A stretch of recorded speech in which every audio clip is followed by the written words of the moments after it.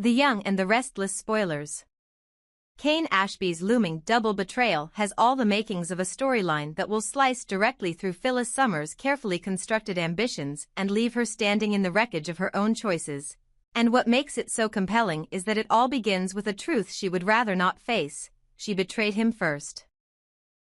Before Kane ever had the chance to even contemplate payback, Phyllis had already made what she believed was a brilliant strategic move, one that would secure her future at the top of the corporate food chain. She stole the AI program that Kane had poured his focus, resources, and reputation into, and she handed it over to Victor Newman, a man whose entire identity is built around using other people's assets as weapons. In Phyllis's mind, the calculation was simple and almost elegant. If Victor had the AI, he could finally launch a decisive attack against Jack Abbott and Jabot, something she has fantasized about for years, not because she wants Jack personally destroyed, but because she has long dreamed of being the one in control of Jabot's legacy. She saw herself as the future ruler of that empire, confident that once Victor had done the messy work of toppling Jack, he would turn over the company to her as promised. It was a ruthless plan, yes, but it was also a deeply Phyllis move, risky, opportunistic, and driven by a belief that she could outmaneuver everyone else at the table. The problem, of course, is that she made this move based on trust in Victor Newman's word, and if there is one thing the history of Genoa City should have taught her by now, it is that Victor's promises are currency he spends freely and honors rarely. The moment Victor decided to weaponize the stolen AI against Arabesque instead of Jabot, Phyllis's perfect scheme snapped in half. This was never what she signed up for. In her mind, the AI was a precision tool meant to surgically undercut Jack's control and open a path for her ascension at Jabot. Instead, Victor turned it into a blunt force instrument aimed squarely at Kane's organization, dragging Arabesque into a war that was supposed to bypass it completely. That decision did more than derail her business fantasy. It exposed how naive she had allowed herself to become in Victor's orbit. He had dangled exactly what she wanted in front of her, Jabot as her prize after Jack's downfall, and she had let herself believe him, conveniently forgetting how many times he has rewritten the rules mid-game when it suited him. Phyllis now finds herself in a bitterly ironic position. She betrayed Kane by handing over his AI to Victor, only to feel betrayed herself when Victor broke their agreement and attacked Kane instead of Jack. The woman who prides herself on being no one's fool has been played in a very familiar way, and on some level she knows it. The sense of violation she feels toward Victor is real. He twisted their deal, used her greed and resentment as leverage, and struck at a target she never truly wanted to destroy. But that doesn't erase what she did to Kane, nor does it erase the fact that she has directly contributed to the chaos that now surrounds him. If Arabesque collapses, if Kane's professional life burns down around him, the blood isn't just on Victor's hands, it's on hers too. What Phyllis isn't fully grappling with yet, and what the latest hints and updates are making increasingly clear, is that Kane is not a passive victim in any of this. He has his own history of deceit, infidelity, and morally gray schemes, and while Phyllis might tell herself that he is too wounded, too cornered, or too focused on survival to retaliate, that is a dangerous assumption to make about a man like Kane. He may be down, but he is not incapable of striking back, and the idea of a double betrayal suggests that he won't be content to simply absorb what's been done to him. There are at least two devastating avenues he could take to even the score, and both would hit Phyllis not just strategically, but emotionally as well. The first is the most straightforward and brutal: he can expose her. Kane knows what that AI meant to him, knows that its disappearance and weaponization by Victor couldn't have been an accident. If he digs deep enough, and we know Kane is capable of putting pieces together when pushed, he could uncover Phyllis's involvement and drag the truth into the light. Imagine the fallout if he were to reveal, in a very public, very humiliating way, that Phyllis stole his work and handed it to Victor in exchange for a promise tied to Jabot. That single revelation could torch any lingering goodwill she has in business circles, damage her relationships with people who still grudgingly respect her, and permanently stain her attempts to reframe herself as a more controlled, rehabilitated version of the wildcard she used to be. On a practical level, it could ignite legal consequences, professional abandonment, and social isolation. On an emotional level, it would be a mirror held up to her worst fears. That deep down, people still see her as someone who can't be trusted, someone who will always sabotage others to get what she wants. For someone like Phyllis, whose pride is as fragile as it is ferocious, that kind of exposure would be a vicious, cutting form of revenge. But there is another, more insidious route Cain could take, one that would hurt her in a more intimate, personal way. He could turn her own emotional investment against her. As much as Phyllis might like to believe that her connection with Cain is purely transactional or born from shared opportunism, the reality is often messier. There is a complicated, simmering chemistry between them, a strange bond forged through mutual damage, mutual sharpness, mutual understanding of how ugly the world can be. Whether she admits it or not, part of Phyllis is drawn to Cain for reasons that have nothing to do with AI programs or corporate positioning. He sees parts of her that others only judge. He carries his own guilt the way she carries hers.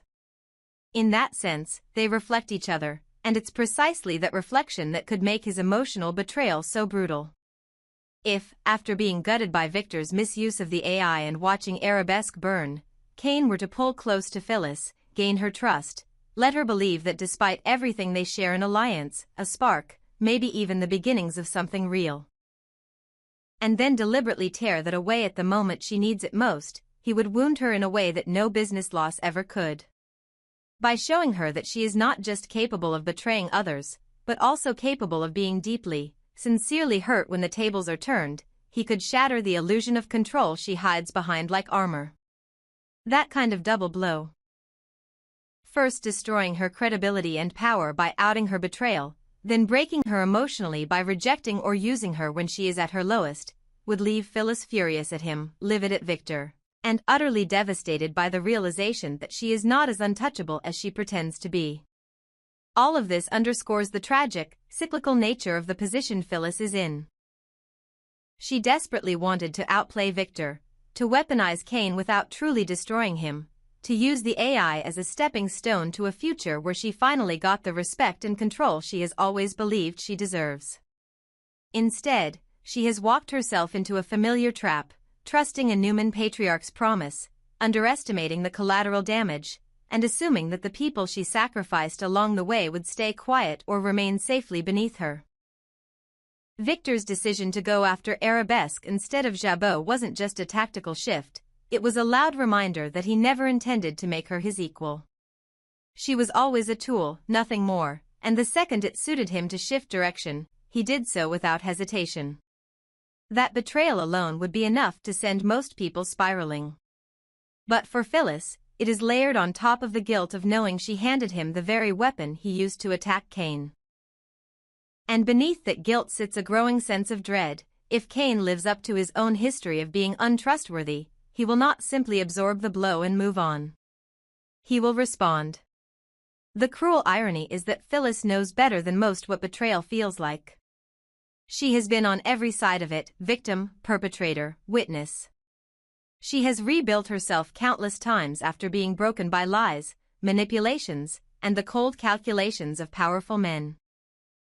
It is that very experience that should have warned her away from making such a deal with Victor in the first place, that should have reminded her that no matter how much she wants Jabot, no matter how much she wants to prove that she can dominate a legacy built by others, there is a line between ambition and self-destruction. She crossed that line the second she put her hands on Cain's AI and treated it as a bargaining chip. Now the cost of that decision is coming due, and the bill is higher than she ever imagined. Victor's betrayal has already cracked the foundation of her plan. Cain's potential revenge threatens to bring the entire structure crashing down and bury her in the rubble. The double betrayal ahead, the one she committed, and the one she may soon suffer, isn't just about power plays and corporate warfare.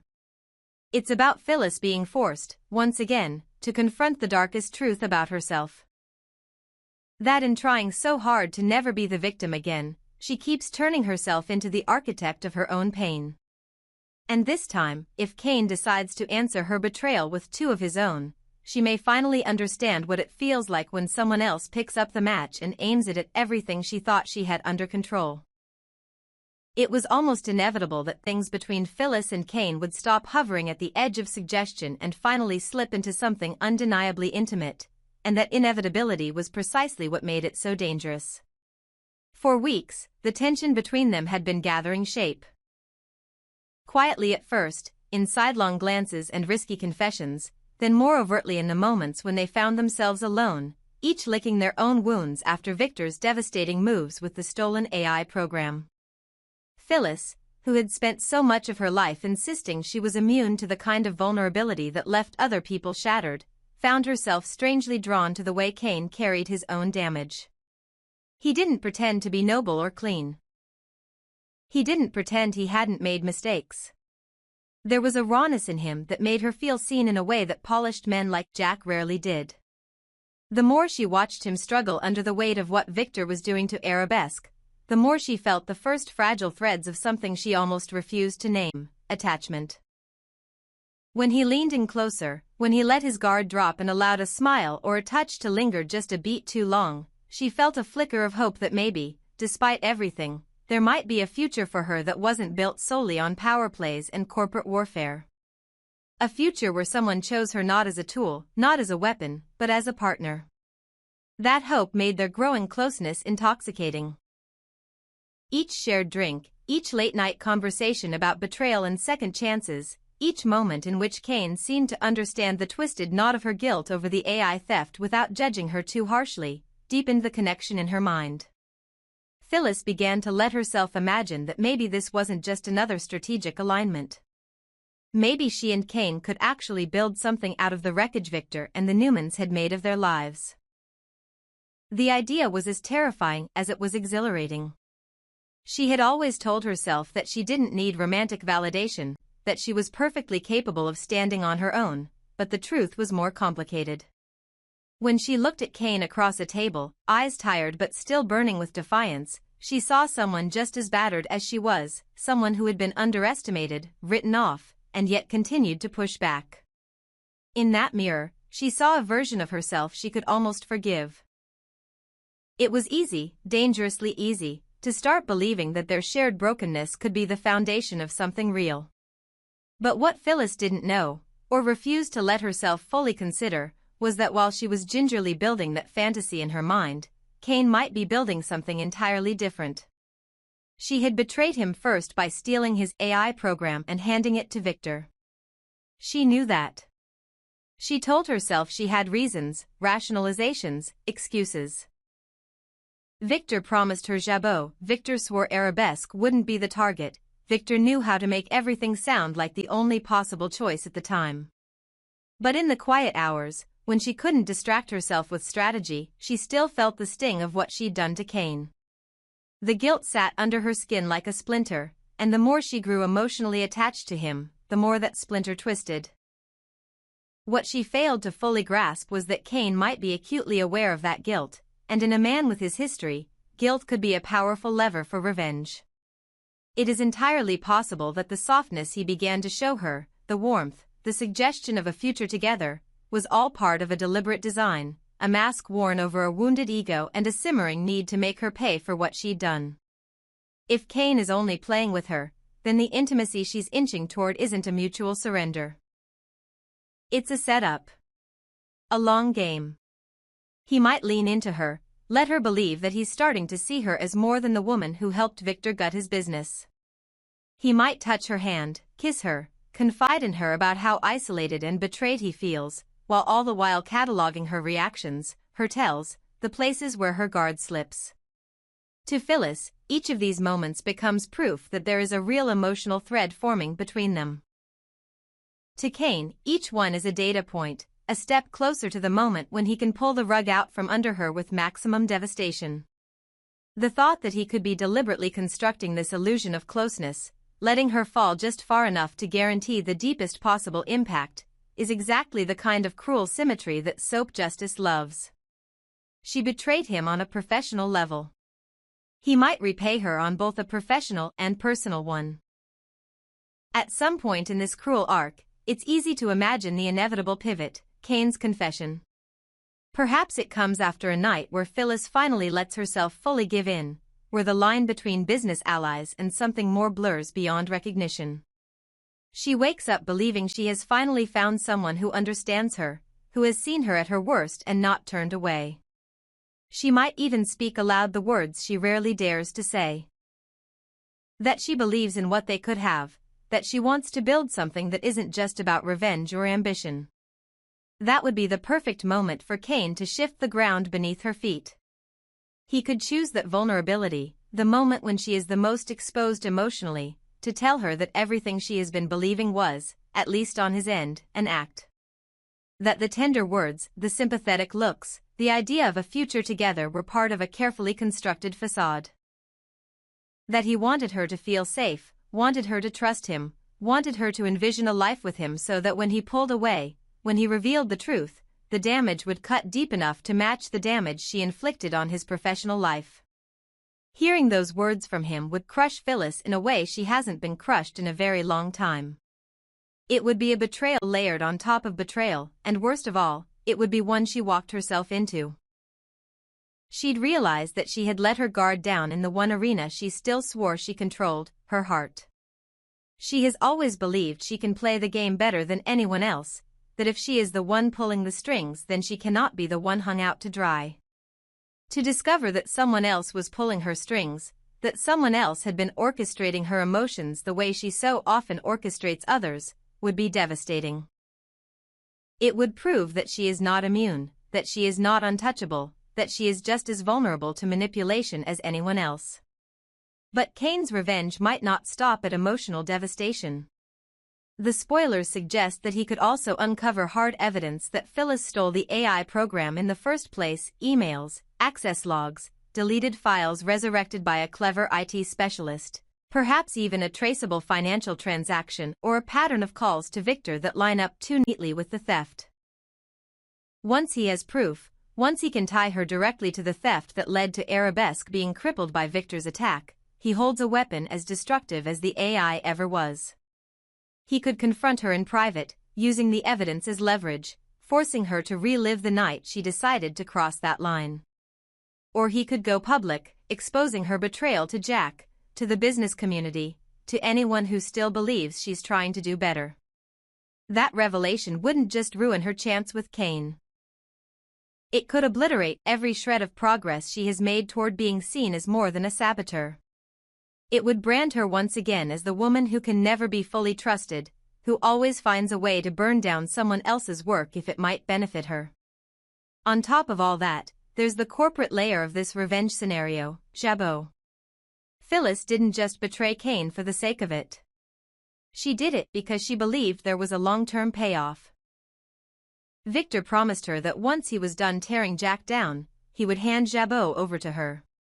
It was the ultimate prize in her eyes, a culmination of years of resentment, longing, and a sense that she had never fully been given the respect she deserved in that world. If Kane were to learn that she not only betrayed him with the AI but did so specifically as part of a secret plan to take over Jabot, his retaliation could strike at that dream directly. Imagine Kane, armed with evidence of her theft and full knowledge of her Jabot ambitions, maneuvering himself into position at the very company she has always coveted. Maybe he uses his knowledge to bargain with Victor, offering cooperation in exchange for being installed in a powerful role. Maybe he leverages Arabesque's collapse, or its partial survival, into a merger or a deal that gives him influence over Jabot's future. Whatever the mechanics, the end result is the same. Instead of Phyllis sitting in the big chair, looking out over an empire she bent the rules to obtain, she's left standing outside the glass as Kane moves into the office that was supposed to be hers. The image of Kane running Jabot would be a twisted culmination of everything Phyllis thought she was controlling. She steals Kane's AI to help Victor. Victor uses it to cripple Kane instead of Jack. Kane survives, regroups, and uses the fallout and her betrayal as a springboard to his own victory. When he reaches the top, when he has the company she once believed would finally validate her, he doesn't extend a hand to pull her up with him. He slams the door. He might even revel in it, not out of pure cruelty but out of a sense of poetic justice. In his mind, he would simply be mirroring what she did to him, taking something central to her identity, something she feels entitled to, and turning it into a symbol of his triumph and her failure.